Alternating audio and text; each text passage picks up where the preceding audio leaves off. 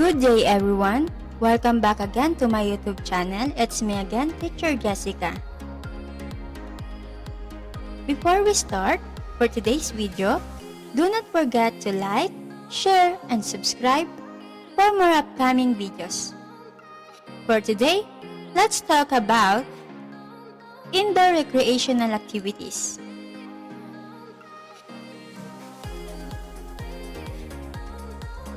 Familiar ba kayo sa mga larong ito?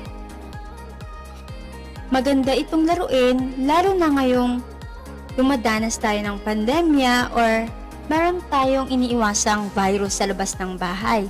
Maganda itong laruin kasama ang inyong pamilya. Indoor recreational activities are voluntarily undertaken for pleasure, exercise, relaxation, and leisure. It is a way of rejuvenating the mind and the body, especially when you are caught in situations such as hectic jobs and routine chores. This is why you have these modules for you to indulge in some recreational activities like Scrabble, chess, and domino. Scrabble, chess, and domino are varieties of activities that affect what, when, and how people recreate, including change in lifestyle, family structure or commitments, work demands, and work-life balance.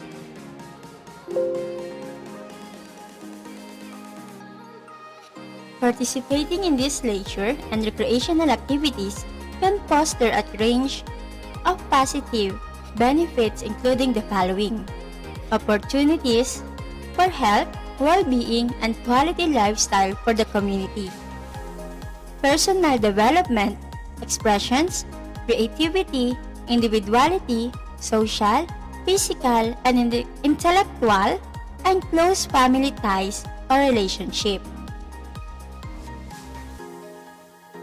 Lesson 1, let us discuss Scrabble.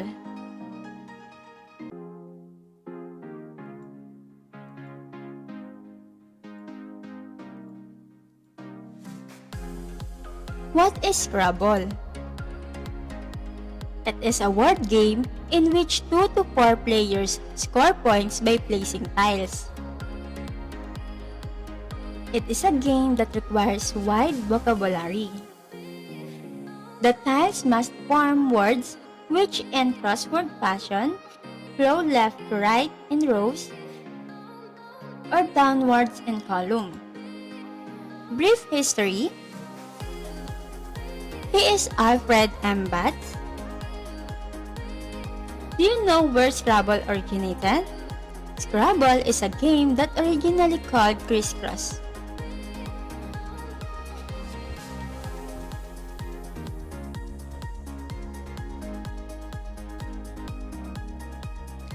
The game, which was based on the crossword puzzle and anagrams. It was developed by Alfred M. Batts, an architect, in 1931. In the early 1930s, after working as an architect, Batts set out to design a board game. He studied existing games and found that games fell into 3 categories. First, the number games such as dice and bingo. Next, move games such as chess and checkers. And last, the word games, such as anagrams. Batts was a resident of Jackson Heights, New York, and it was there that the game Scrabble was invented.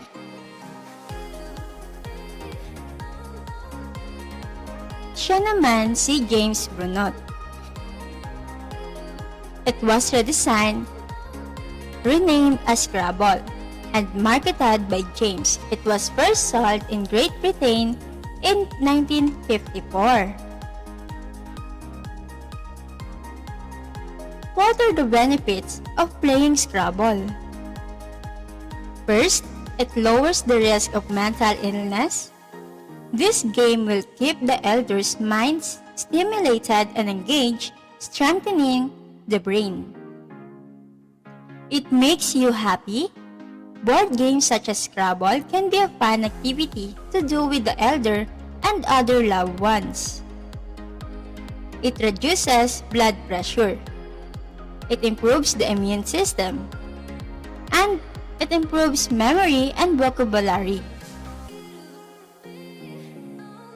Familiar ba kayo sa mga materials na ginagamit sa paglalaro ng Scrabble?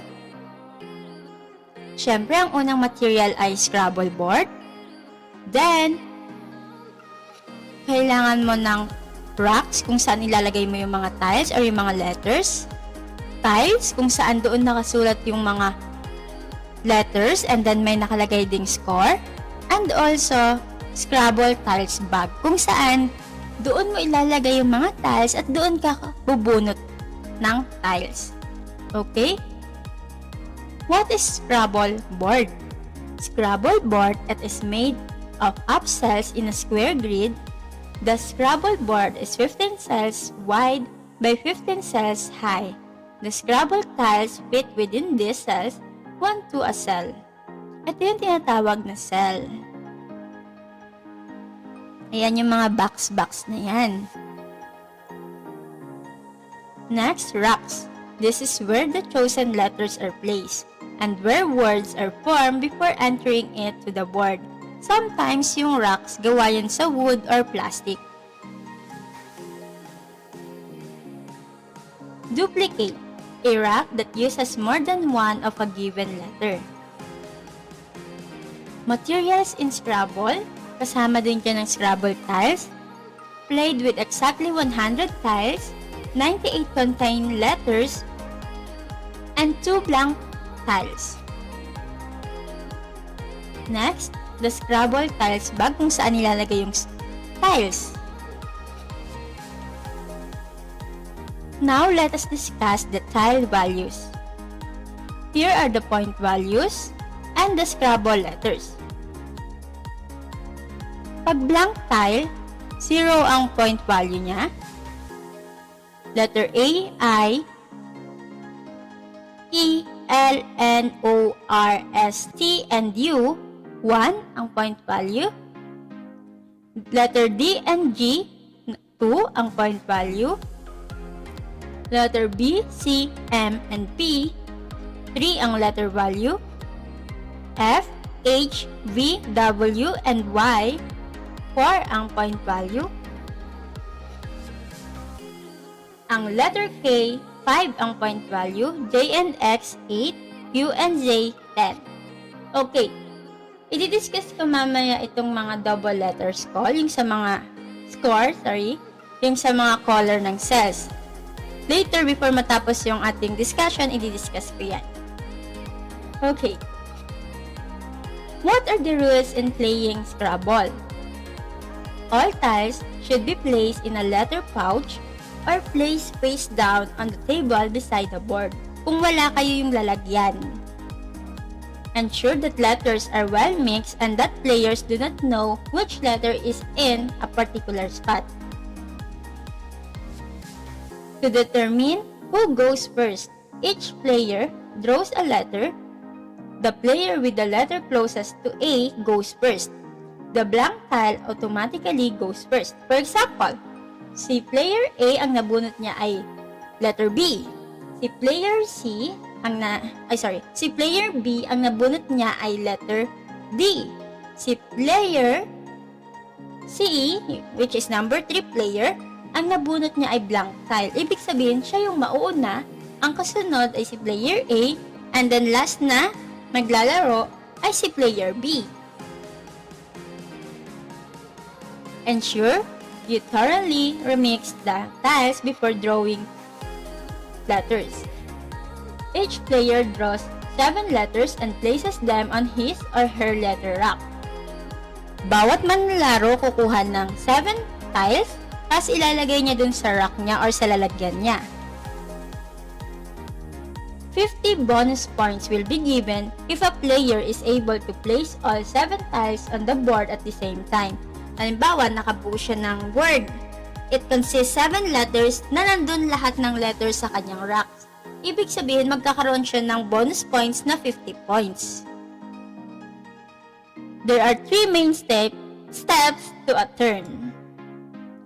First, play a word. Second, total the score for that word. Third, draw tiles to replace the tiles played. The first player must play his or her first word on the center square of the board, the spot that has a star on it. All words must be 2 or more letters long. Words are played either vertically or horizontally. Diagonal word play is not permitted. Play always moves clockwise to the left. Each player must play off words already present on the board. This may involve changing existing words. For example, making the word play into player, or by incorporating a letter into the word you are playing. You can place letters in both directions on a single turn. The letters placed must form complete words. Anytime 2 or more letters touch, they must form valid legal words. For example, if you add an S to an existing word to make it plural and then build a separate word from that S in the opposite direction, you will get full credit for both words. No tile can be moved or shift once it is played. Whenever a word is played, other players may challenge the word if they do not believe it is a real word or it is spelled wrong. According to Scrabble rules, players should agree before the game begins on the dictionary that they will use.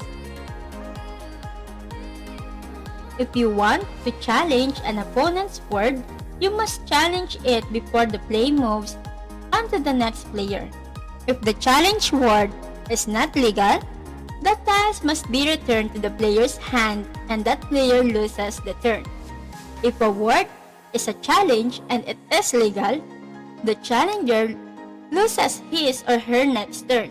If multiple words are made in a turn, all words are challenged when one word is a challenge. If any of the words are not legal, all tiles will be returned to their owner's hand and that player loses his or her turn.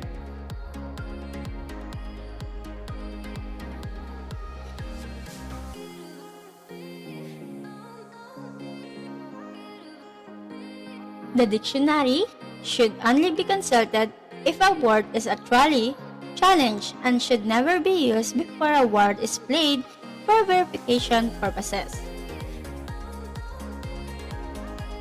We have 2 acts of playing. First, blocking. The act of playing a word on a board that stops the opponent from making a potentially large scores. It also refers to the act of playing words that make it harder for either player to score many points. Next, passing. A player may pass his or her turn by not exchanging tiles and not making a play on the board. The player scores 0 and says pass and starts opponent's timer. It is now opponent's turn. Note that when there are 6 consecutive scores of 0 in a game, the game is finished.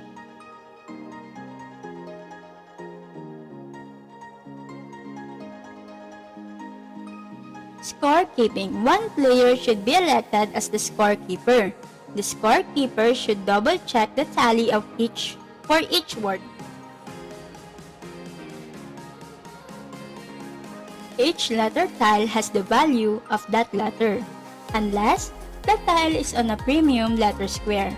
This should counted at face value and totaled for the word.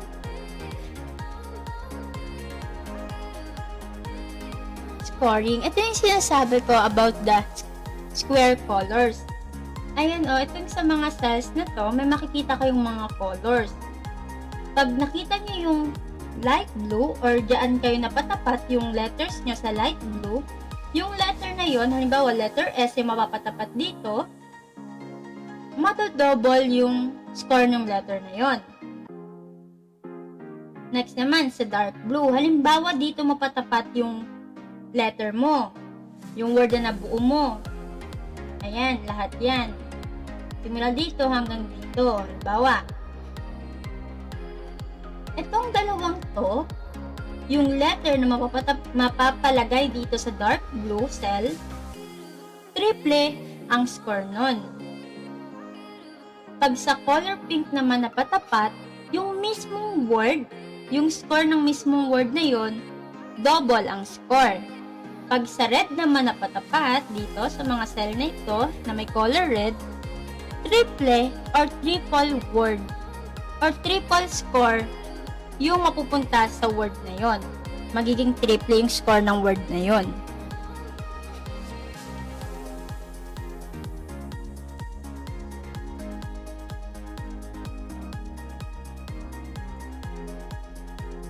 Winning the game. When one player plays his or her last tile and no more tiles are available to draw, the game is over per Scrabble rules. Any remaining tiles should be subtracted from that player's score. The player with the highest score wins the game. You may opt to allow each player one turn to attempt to play as many of his or her remaining tiles as possible. Before we end our discussion, I want you to watch this video on how to play Scrabble.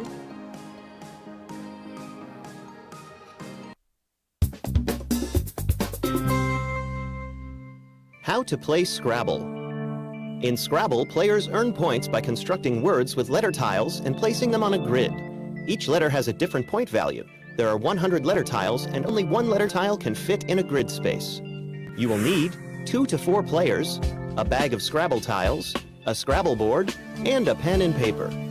Step 1. Have each player remove one tile out of the tile bag. The player that gets the letter closest to the letter A goes first. Each player then draws 7 tiles from the tile bag. The first player begins the game by placing a word on the star square at the center of the board, either horizontally or vertically. This star acts as a double word score. Step 2. Tally each word score by adding point values for each letter in the word. Point values range from 0 points for a blank tile to 10 points for the letters Q and Z. Use a paper and a pen to keep track of the word scores for each player. Some squares on the board allow you to multiply the tile's value by 2 or 3. Step 3. Continue playing in a counterclockwise direction around the board. During each turn, a player can decide to place a word on the board, exchange tiles, or pass. If a player decides to exchange tiles, replace them with an equivalent number from the tile bag. If they choose this option, they cannot do anything else on that turn. Step 4. After placing a word on the board, draw an equal number of new tiles from the bag so that each player always has 7 tiles. Step 5. Continue playing. All letters played must touch at least one letter that is already on the board to form at least one complete word. When one player has used all of their tiles or no one can make any more words, the game ends. If a player uses all 7 of their tiles in one turn, they add a 50-point bonus to their word score. Step 6. Consult a dictionary only if you're challenging another player's word. If the word isn't in the dictionary, the player loses their turn. If the word is allowed, the challenger loses their turn. Step 7.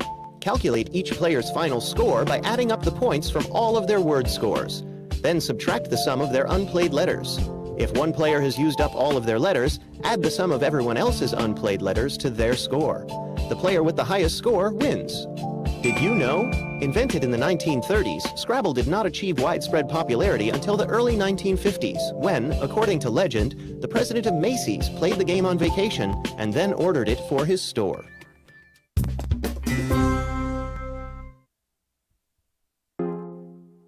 Learning activities in PE 8.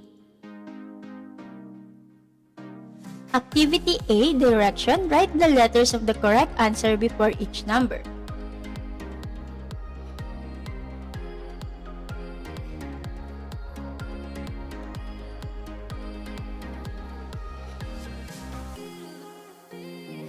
Letter B, match the Scrabble letter in column A with the equivalent point value in column B.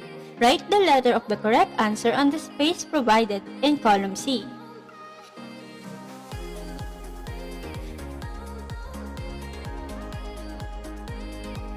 Okay, before we end our discussion for today, meron akong isang tanong sa inyo. What have you learned on this lesson? Kindly write your answer on the comment box below. I hope you learned something today. Thank you and God bless to all.